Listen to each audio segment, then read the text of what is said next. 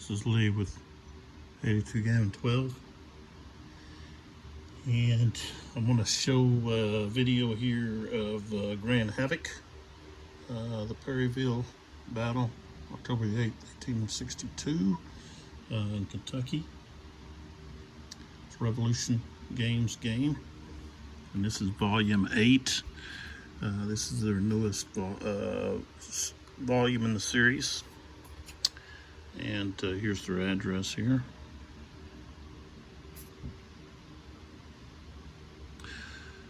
Most of the artwork is from sketches from people that were there at the battlefield. I'm not sure about this one. Something to check into, I guess. Of course, it's the turn track. You can see the turn track's a little different. You got the ones row and then the tens row here to help with that. Plus, with the victory point chits, you've got both Union and Confederate chits instead of flipping front and back. So. But that's all we got here. We got quite a few turns, got some night turns here. So this scenario starts on the first turn here, goes from 7 until 9:20. So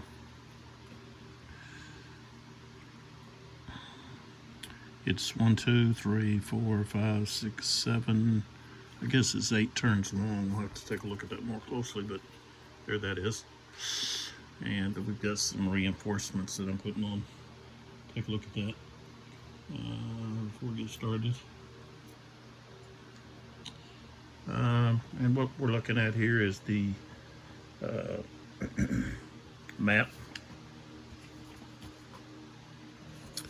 We've got Jeff Grossman is the designer of this volume. Developer Roger Miller. Art Edmund Hudson did the map. Charles Keebler the counters, and Mark Mahaffey did the cover art. Rules and charts Richard Handwith, and this was 2023 copyright. So of course we've got another probably a photograph that they've drawn and then colored. And this is from the Perryville Battlefield State Historical Site. There's some cornfields in this game. I don't think we have any on.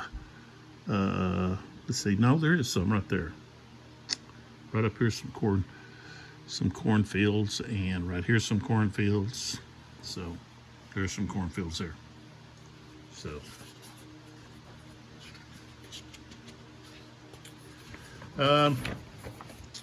just to go over a few things. Of course, we've got to go over the scenario because we're just playing. We're not playing the full battle. Stacking limits in this volume is 12 strength points. Artillery units may only occupy woods in a trail or road hex. Infantry can stack with other infantry or artillery. Cavalry units may stack with other cavalry and horse artillery. So, any unit that has more than 12 SPs can always exist alone in a hex. So, still have the artillery phase, even though the artillery units will belong to a brigade or division. So here we have Sweat is part of Liddell's brigade. So it gets support from other units from that brigade. So the color is important. So, and with the Union, they've got artillery by division. And so you've got three brigades in that division that can provide support for this artillery unit, Barnett. Okay, so that's how that works. That's different, a little bit different. So, artillery units can't fire from a wooded hex. So,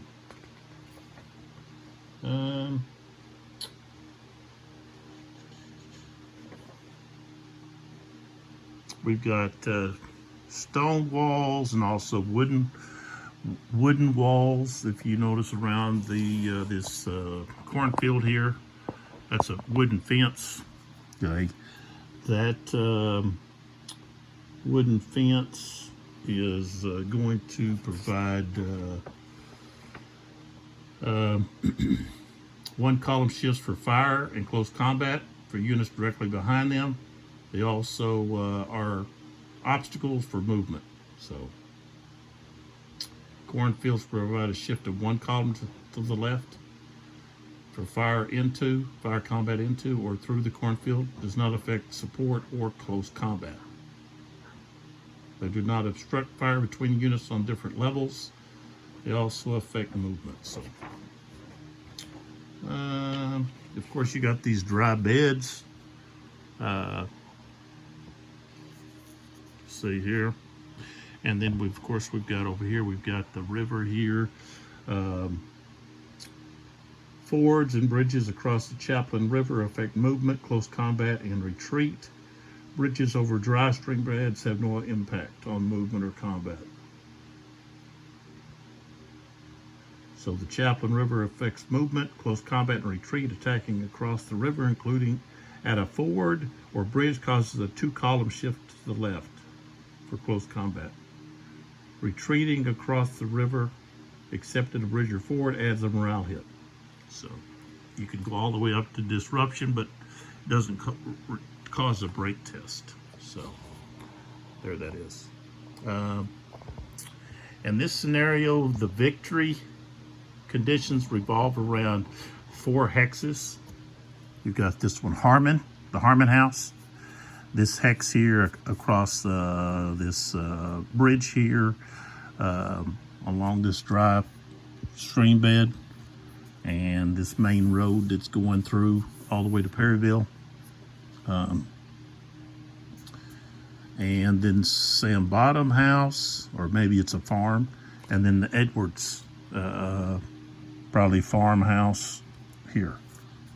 So those are the 4 hexes. The Union win if they can control 3 of those by the end of the last turn. So let's see if there's anything else added that I need to talk about. Okay, brigade activation, attack coordination. You don't roll in this volume. You just use this number, and that's how many regiments that can be involved in or engaged in combat with other with enemy units. So Liddell can have 4 of his regiments engaged in just engaged adjacent to enemy units. So you're not going to roll. See what else there is to talk about. I already talked about that. We don't have to worry about the Buell track.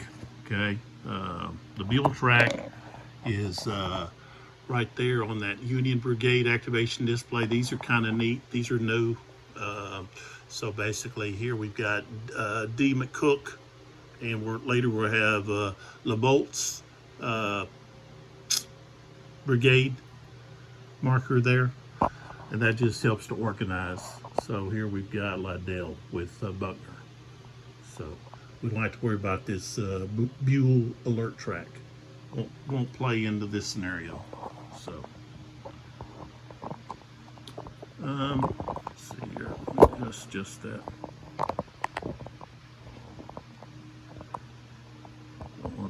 How come that wants to wiggle? Okay. Let's see, what else do we have? Oh, we do have some new markers. We've got these no build markers. I know in one of my videos I was talking about it'd be nice to have some broken marker, just a marker that said broken, but no build makes sense. So you would use this on a unit that goes to the broken track and then is able to rebuild. Okay, and it comes back to the map. Well, then you put this underneath the counter, and that reminds you that that unit cannot rebuild to full strength. So, also we have artillery fired markers. That's going to be on the back side of these no rebuilds. So, just shows that, hey, this artillery unit is fired. So, that helps to when you got quite a few artillery units. Of course, we got plenty of these, and we've got some new key event chits, which will be brought into focus as we go along. So, all right, let's talk about this scenario real quick, and then we can get started. Okay, so this scenario is called Who the Devil is Sheridan? 8 turns, 7 a.m. to 9:20 a.m. And these are the event chits available. Firefight, firing on friends and rally, rebel yell, sharpshooters and rally. And then we only have to start with Sheridan and Buckner being the cup. And you get one union will get pick a chit and then randomly pick one, and then Confederates will do the same thing. Fog of War, Fortunes of War, be there. First turn, no artillery phase. When Sheridan is drawn, he automatically activates his brigade, no need to roll. And the 7th Arkansas, which is way out here at the front in skirmish order, can automatically gets to activate with a maneuver order.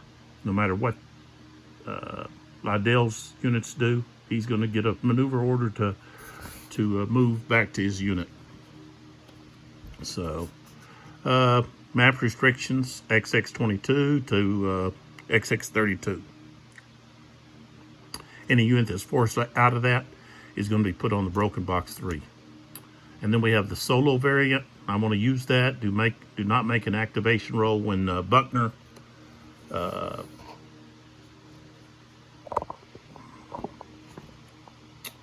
division activation chit is drawn. Instead, roll each turn on the command confusion event to determine what Liddell's orders are. And then you use all 3 of the Confederate event chits. So, there we go. There's our reinforcements. Victory conditions already talked about. So, I think we're ready to get started.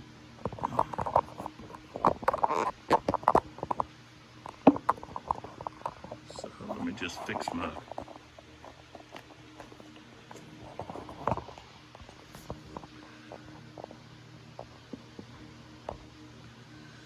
All right, we've got reinforcements. I'll just show you those. We've got Gay's Cavalry Brigade right here. And with Gay's Cavalry, let me just show you one of them.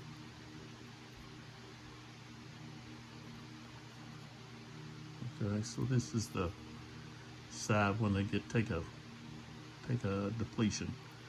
But there is no counters for when they go to dismount in this volume.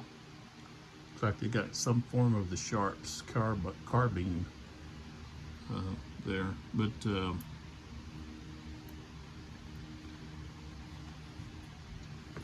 so with the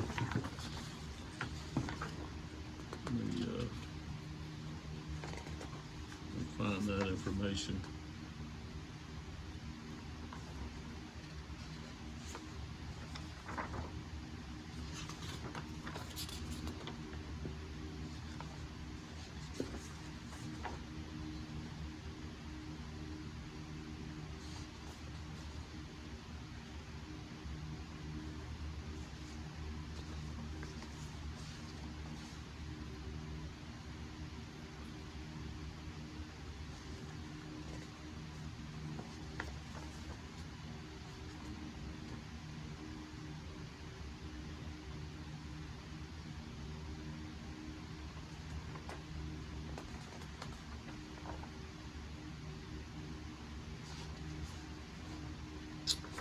Where did I read it at?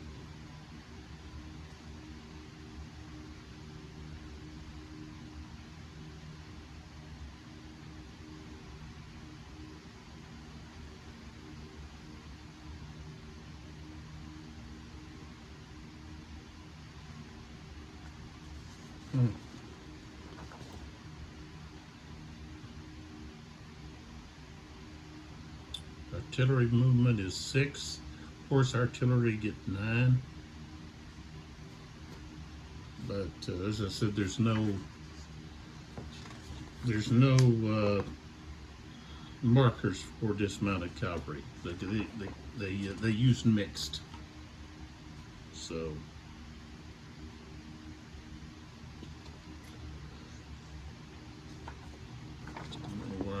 they can't, and also the cavalry can't charge. I'm trying to find out where all that is. They can, the cavalry can withdraw. Horse artillery can withdraw, but if they withdraw from close combat, they take a morale hit. That's the horse artillery. So that's just a few things. So there is no charge with cavalry in this scenario, this volume.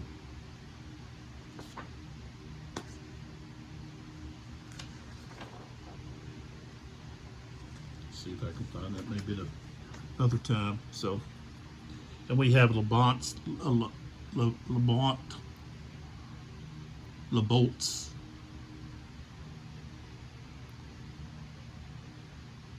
Labolt. His brigade with division artillery. So, all right. So no artillery the first round, and we're going to be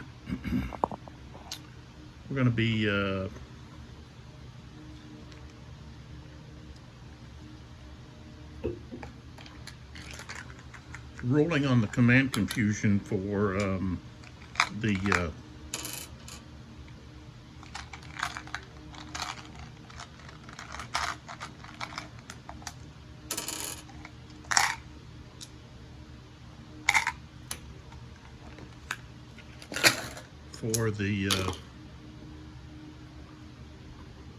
decide what the Confederates do, Liddell's brigade. So, all right, we've already got the chits in, and the Confederates get 3 chits with this solo variant. Okay, first thing is a rally. Okay, they don't really have anything to rally-wise, so I'm just going to put that up there for now. They've got to use those as soon as they can, but can't use it right now. All right, we've got fog of war. So we got to roll on the fog of war table. We get a 4. 4 is a wayward Confederate move. Okay.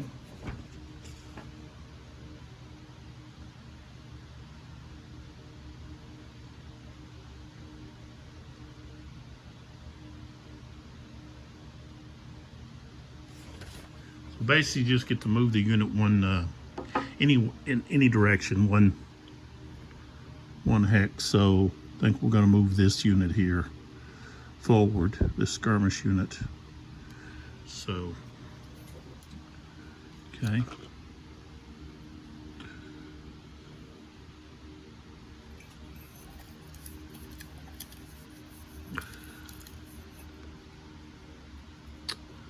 Okay, the Union have firefight. They want to hold on to that.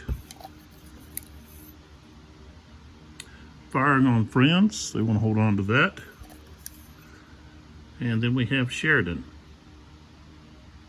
So, and I said on the first turn, he gets an automatic activation. Don't have to roll. So we can just move.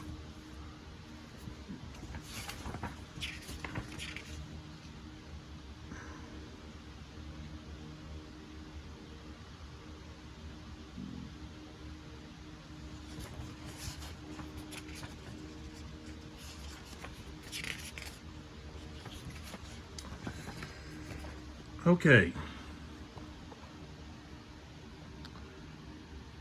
So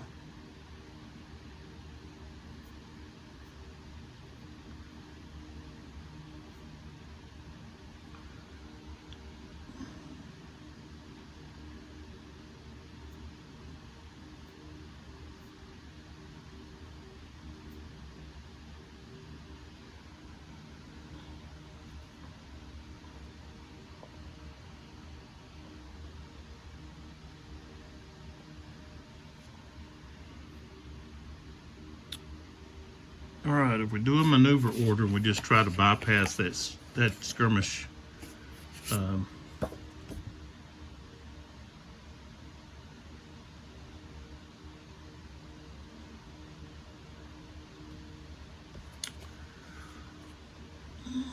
we get 6, but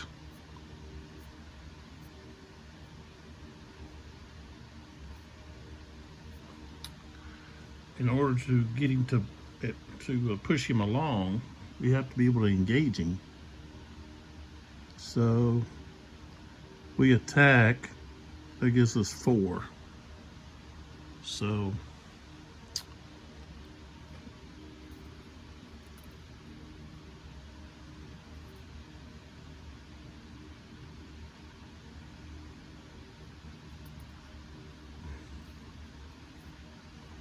but that's not going to get us very far.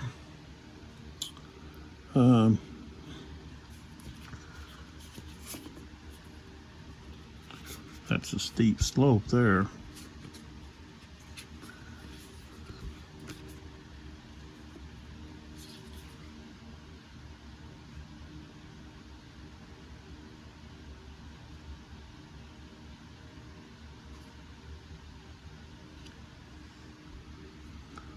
That's going to cost +2.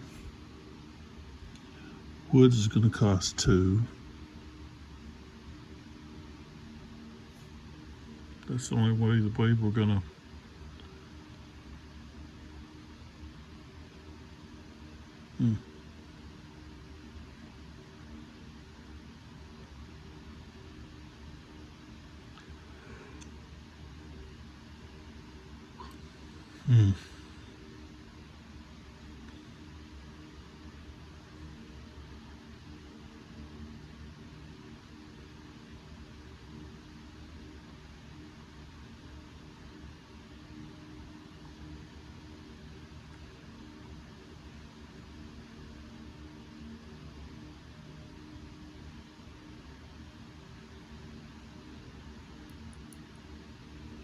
Yeah, we're going to do a maneuver.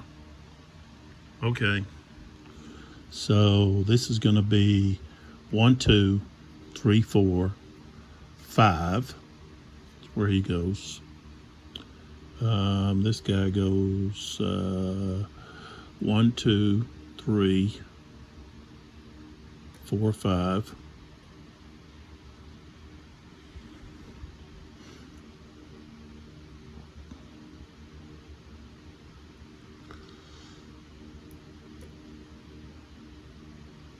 One, 2, 3.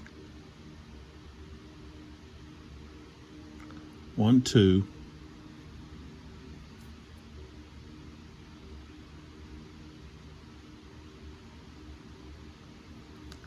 Well, let's see. If he went down slope, I guess it's not.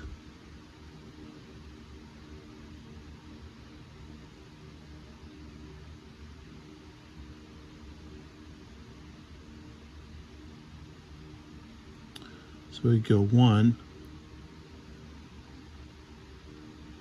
2, 3, 4.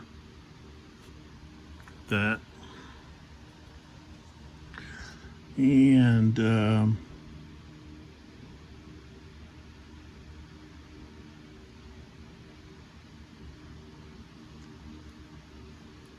course, he could go be there.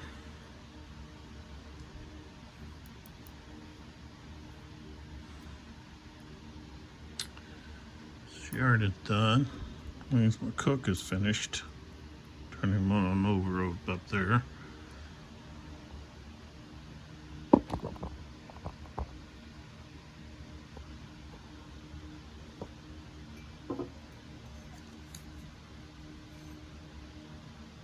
fog of war. It's going to eliminate the next full chit, which is Buckner. So Buckner doesn't get to do anything. Okay. Next we got Rebel Yell.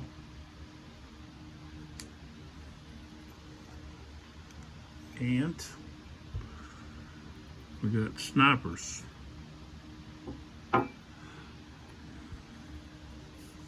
Let's see what that does. Okay, so we've got sharpshooters. A single Confederate unit with a printed CR of 4 or 5 may conduct a fire combat using the flanking fire modifier. Okay, so what this unit's got. Okay, so this guy could actually be the one to do the sharpshooting. So he's got rifled.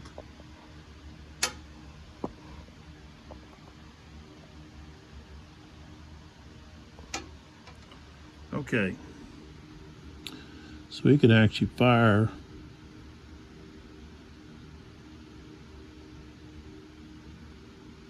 not that guy, this guy here. He's on 5 and he's on 5. Let's see, he's on 3. So yeah, he could fire up at this guy. He's actually in wood. No, he's not in woods. Okay, so he's gonna get the flanking fire modifier. So now, because he's a skirmisher, he's not going to have as effective. So he's a 6 at range 2.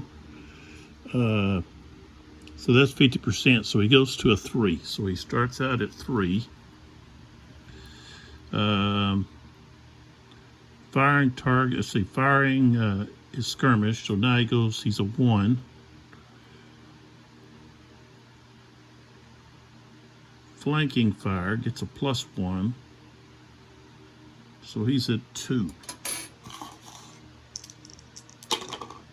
46. And he's got green 0 to 2, so that means he gets a hit possibly on the 85th Illinois. Okay, so got to roll for that. It's routine. And my tendency to roll double 6s is amazing. Okay, depleted, morale hit, and retreat 2. So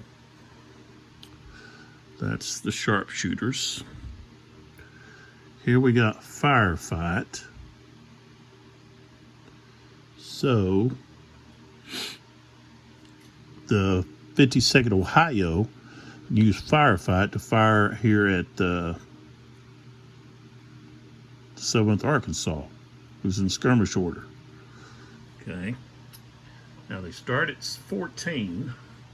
Range of 2 puts them at long range, so they're halves. So they start at 7. Okay. Let's see. Firing target is skirmish, so now we drop down to 4. And that's it. So we're at 4. 64. And he's got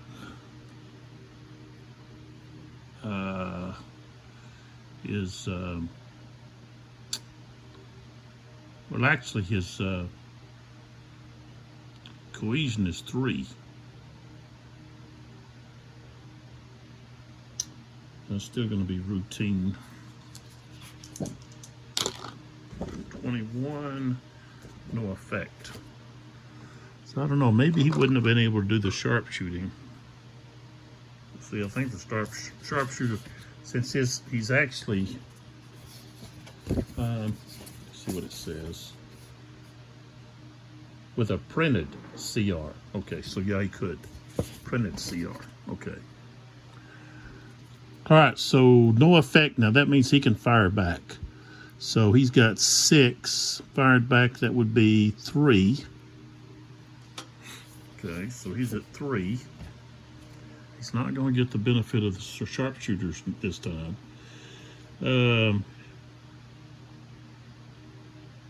He's firing in skirmish. It goes down to 1. So 65. So it's going to be routine. 42. No effect. Okay. So that takes care of the firefight. All right. Still in skirmish. Rally, we got Rebel Yell. And he's in skirmish, you can't do that. So I don't have anybody to do Rebel Yell. So that just goes out. And we don't have Rally. Firing on friends, he could have used that earlier, but he didn't. Got to remember to use that. So, all right, so that takes care of the first turn. Not much got done there.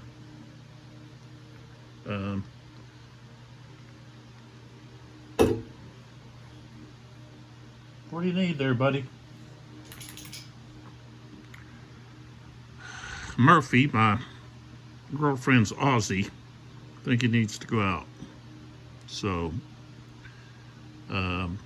that's the end of the first turn. Not much going on. The second turn, we're going to have Gay's cavalry units coming in with some horse artillery. So that'll be coming in on the next turn. So I'll stop the video here because I got to take this hound dog, this Aussie, out for a little break, and then I'll come back in and we'll pick up on the second turn. So that was the 7 o'clock turn. Next turn is 7:20. So, all right, thanks for watching. Thanks for subscribing. Hit that like button. You got a comment, throw that in. And I'll try to